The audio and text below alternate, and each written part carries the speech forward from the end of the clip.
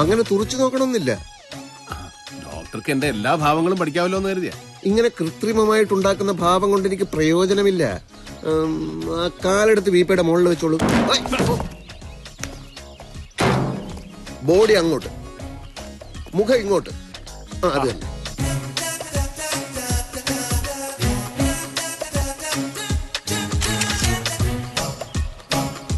ഇനി ആ മരം ചാരി നിന്നിട്ടൊരു പോസാ.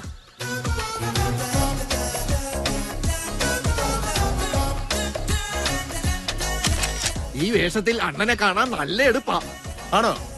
ആണോടെ കണ്ടപ്പ സിനിമ നടന്മാരും തോറ്റു. പറഞ്ഞിട്ടെന്ത് കാര്യം? പല്ലുപോയ സിംഹമല്ലേ ഞാനിപ്പോ. ഡോക്ടറെ, എന്തായാലും ഇന്ന് എനിക്ക് വളരെ സന്തോഷമായി. ഡോക്ടർ എന്റെ കേസ് സീരിയസ് ആയിട്ട് എടുത്തല്ലോ.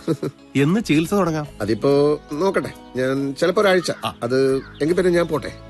ഓരോ കോപ്പി എനിക്കൂടെ തരണം. ബോറടിച്ചിരിക്കുമ്പോ എടുത്ത് നോക്കാമല്ലോ. ജബ്ബാറെ, ഡോക്ടറെ കൊണ്ട് വിട്ടോ. വാ.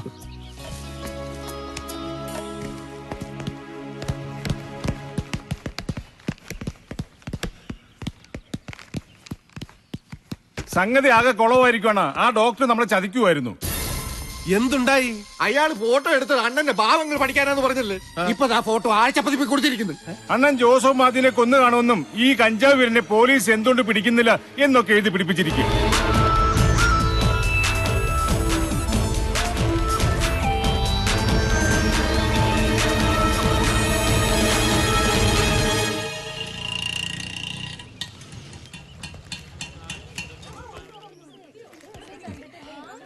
നമസ്കാരം.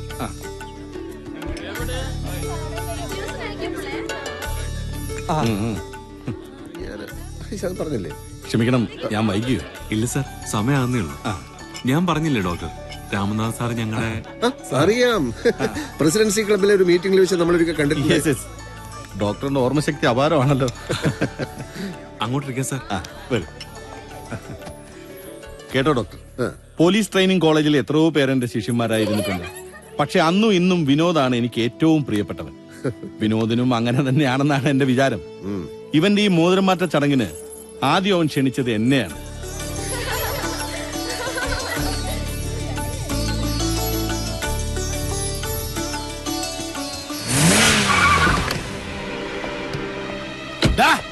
ഡോക്ടറെ, ഡോക്ടറെ, ചതിയ, വഞ്ചക, എന്നെ പറ്റി അനാവശ്യം എഴുതിക്കാൻ അതാണ് എന്റെ ഫോട്ടോ എടുത്തത് അല്ലേ? ഒരുപാട് പേരുണ്ടല്ലോ ഇവിടെ. ആരെങ്കിലും ചത്തോ? എന്താ നിങ്ങക്ക് വേണ്ടത്? ആ, ഇത് നമ്മുടെ നാർക്കോട്ടിക് അല്ലേ? കഞ്ചാവ് പിടിക്കാൻ കാട്ടിലോട്ട് വരുന്നെന്ന് പറഞ്ഞിട്ട് അവിടെയും കണ്ടില്ലല്ലോ.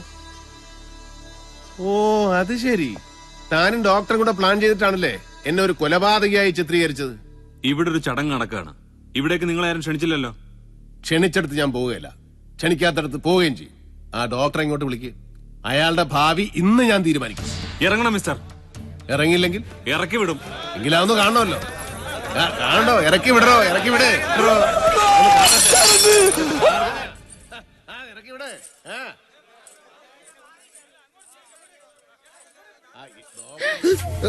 നശിച്ചവനെ, നീ എന്ത് പണിയാടാ ഒപ്പിച്ചത്? ഏതവനാടാ അത്?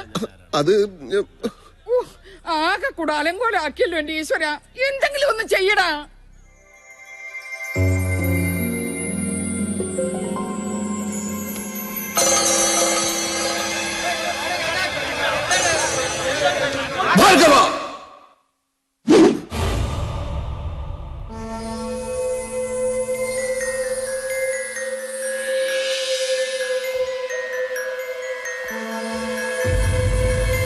മനഃശാസ്ത്ര ഡോക്ടറാണ് പറയുന്നത്. പുറത്തേക്ക് വാ.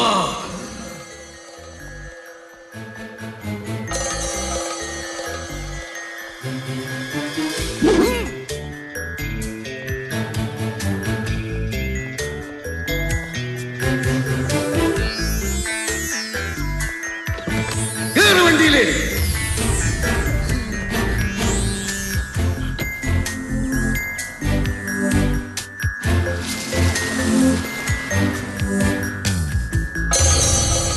അങ്ങനെ പെങ്ങളുടെ മോതിരം മാറൽ ഭംഗിയായിട്ടങ്ങ് നടന്നു. ഈ കണിയാന്മാരെ വേണം തല്ലി എല്ലൊടിക്കാൻ. വ്യാഴാഴ്ച 9-നും 10-നും ഇടയ്ക്കുള്ള ശുഭമുഹൂർത്തം. ആ മുഹൂർത്തത്തിലാ ഈ ധൂമകേതു വന്നു കയറിയത്. അതൊരു കിഴങ്ങം കണിയാനും പറഞ്ഞില്ല. എന്റെ ജാതകത്തിലാണെങ്കിലോ അടുത്ത 5 കൊല്ലത്തേക്ക് വച്ചടി കയറ്റം. ഇതാണോ കയറ്റം? പിണ്ണാക്ക്. ആ ജാതകവും ജാതകം എഴുതിയവനെയും ചുട്ടുകരിക്കണം. ദൈവത്തിലുള്ള വിശ്വാസവും പോയി.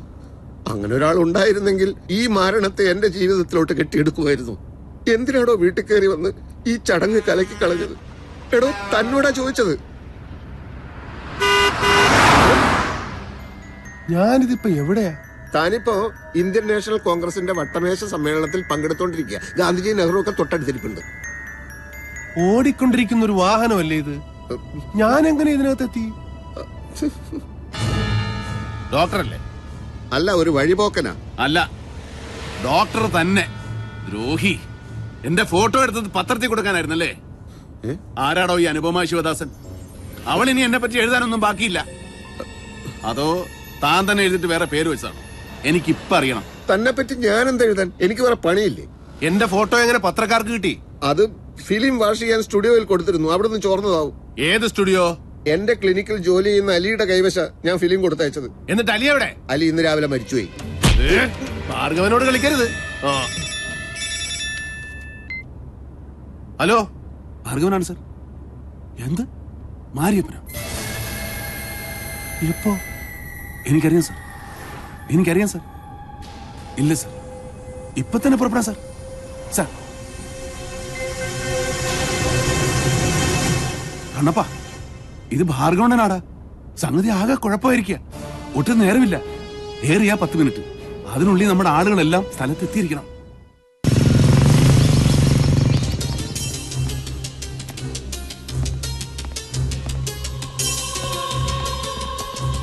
എല്ലാവരും എത്തിയോളൂ. ശിവൻകുട്ടിയും കുഞ്ഞുമോനും തോമാച്ചനും ഒക്കെ എല്ലാരുമായി.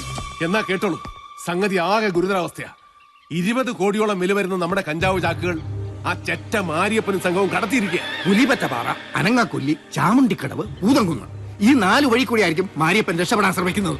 രക്ഷപ്പെടുന്നതിന് മുമ്പ് മാരിയപ്പനെ പിടിച്ചില്ലെങ്കിൽ ചാമുണ്ടിക്കടവ് ഭാഗത്ത് പോലീസ് ശല്യമുള്ളതുകൊണ്ട് ആ വഴി സാധ്യതയില്ല. പൂതംകുന്നിലെ പുഴയിൽ വെള്ളം കയറിയതുകൊണ്ട് ആ വഴി കൂടെ രക്ഷപ്പെടില്ല.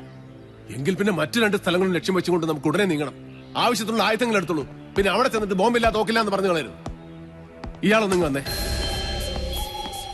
എന്റെ കൈയും കാലും കടന്ന് പറിക്കുന്നു. മാരിയപ്പൻ ഞാൻ എങ്ങനെ നേരിടും? അവൻ ചില്ലറക്കാരനല്ല. വേറെയും കുറെ പേരുണ്ടല്ലോ. ഭാർഗവം പോകണ്ട, അവരെ അയച്ചാ പോരെ? ഞാൻ പോകാതെ വല്ല തിരിച്ചറിയും സംഭവിച്ച സമാധാനം പറയേണ്ടവൻ ഞാനാ. ആരോട്? മുകളിലുള്ളവരോട്. അതാരാന്ന് ചോദിച്ചത്? അതാരോടെന്ന് അറിഞ്ഞാലും എന്റെ പ്രശ്നത്തിന് പരിഹാരമാവുമെന്നാണോ? ഭാർഗവന്റെ പ്രശ്നത്തിന് പെട്ടെന്നൊരു പരിഹാരം എന്റെ കയ്യിലില്ല. പെട്ടെന്ന് വേണമെന്നില്ല. ഫോറസ്റ്റിൽ എത്തുന്നവരെ ആലോചിക്കാൻ സമയമുണ്ടല്ലോ. അതിന് ഫോറസ്റ്റിലേക്ക് ഞാൻ വരുന്നില്ല. താൻ വരുന്നുണ്ടല്ലോ. വരുന്ന പ്രശ്നമേ ഇല്ല. താൻ വരും. തന്നെ ഞാൻ കൊണ്ടുപോകും. ജീവിതത്തിനും മരണത്തിനും ഇടയ്ക്കുള്ള നൂൽപാലത്തിലാണ് ഞാൻ നിൽക്കുന്നത്. എനിക്ക് വേറെ വഴിയില്ല.